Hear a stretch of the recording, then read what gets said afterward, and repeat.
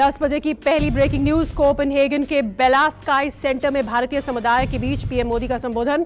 कहा, भाषा कोई भी हो लेकिन संस्कार एक है। दुनिया के नेता भारतीयों की तारीफ करते हैं। भारतीय ईमानदारी से देश के लिए काम करता है। पीएम के संबोधन के दौरान डेनमार्क की प्रधानमंत्री भी मौजूद रहीं। रात 10 बजे की दूसरी ब्रेकिंग न्यूज। डेनमार्क में भारतीयों से बोले पीएम मोदी, हर साल 5 गैर भारतीयों को हिंदुस्तान देखने भेजिए। भारत आज दुनिया को भुखमरी से बचा रहा है। दुनिया को तबाह करने में हमारी कोई भूमिका नहीं। हम नदी को मां मानने वाले लोग हैं। जलवायु पर भारत और डेनमार्क के संकल्प भी साझा है। धरती के लिए नकारात्मक है यूज एंड थ्रो का माइंडसेट।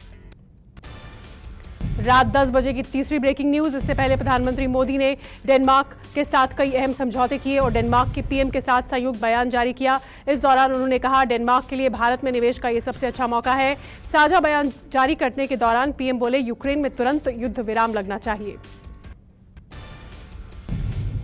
10 बजे की चौथी ब्रेकिंग न्यूज। जोधपुर में जालोरी गेट सर्कल पर हुई झड़प की सीसीटीवी फुटेज से हिंसा फैलाने वालों की तलाश की जा रही है। हिंसा से जुड़ी एक सीसीटीवी फुटेज सामने आई है जिसमें हाथ में तलवार लेकर एक युवक दिखाई दे रहा है। हिंसा में पुलिस ने अब तक 52 लोगों को हिरासत में लिया है। साथ ही एहतियातन 10 थाना क्षेत्रों में कर्फ्यू लगा दिया है। इस वक्त की पांचवी ब्रेकिंग न्यूज। जोधपुर में देर रात शुरू हुई हिंसा के बाद तनाव का माहौल है। सुबह भी नमाज के बाद पुलिस के साथ हिंसक झड़प की गई, जिसे नियंत्रित करने के लिए पुलिस ने लाठीचार्ज किया और आंसू गैस के गोले छोड़े। जालोरी गेट चौक पर विवाद खत्म करने के लिए अब वहां तिरंगा लगा दिया गया है। छठी खबर। जोधपुर में माहौल तनाव पूर्ण देखते हुए एहतियातन इंटरनेट सेवाएं बंद कर दी गई हैं। संवेदनशील इलाकों में पुलिस पेट्रोलिंग कर रही है। कल देर रात ईद और अक्षय तृतीया से ठीक पहले 2 समुदायों के लोग आपस में भिड़ गए थे। 7वीं ब्रेकिंग न्यूज। जोधपुर में हुई हिंसा के बाद सीएम अशोक गहलोत ने शांति की अपील की है। कहा कि तनाव पैदा होना दुर्भाग्यपूर्ण, लोग शांति बनाए रखें और कानून का पालन करें। जोधपुर में जो कल रात से तनाव पैदा हुआ वो नहीं होना चाहिए। राजस्थान की परंपरा प्रेम और भाईचारे की है। 10 बजे की 8वीं ब्रेकिंग न्यूज। लाउडस्पीकर को लेकर एमएनएस प्रमुख राज ठाकरे का हिंदुओं को आह्वान। ट्वीट कर कहा कि आप मस्जिदों से लाउडस्पीकर उतरवाइए। बाला साहेब ठाकरे होते तो ये कभी के लाउडस्पीकर उतर गए होते। मैं हिंदुओं से अपील करता हूं कि जहां अजान के लाउडस्पीकर से सुप्रीम कोर्ट के नियम का उल्लंघन होता है, उनको अपना हनुमान चालीसा सुनाए। इस वक्त की 9वीं ब्रेकिंग न्यूज। कम नहीं हो रही राणा दंपत्ति की मुसीबत।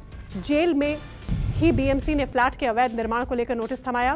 फ्लैट पर चस्पा किया गया नोटिस। बताया जा रहा है कि नोटिस मुंबई के राणा दंपत्ति के खार वाले फ्लैट को लेकर दिया गया है। इस नोटिस में लिखा है कि बीएमसी मई को इस फ्लैट का निरीक्षण करेगी।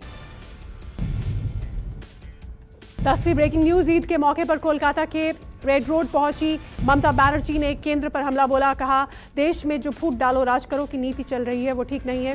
ममता बनर्जी ने कहा, देश की स्थिति ठीक नहीं, हम आपको रोता हुआ नहीं देख सकते, हमें डरना नहीं है, लड़ना है। आज अलगाव की राजनीति चल रही है।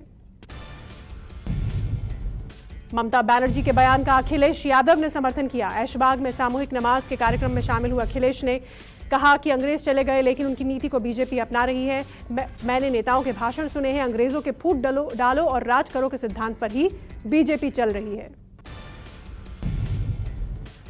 10 बजे की 12वीं न्यूज। उत्तर प्रदेश का मुख्यमंत्री बनने के बाद योगी आदित्यनाथ मंगलवार को पहली बार अपने पैतृक गांव यमकेश्वर के पंचूर पहुंचे।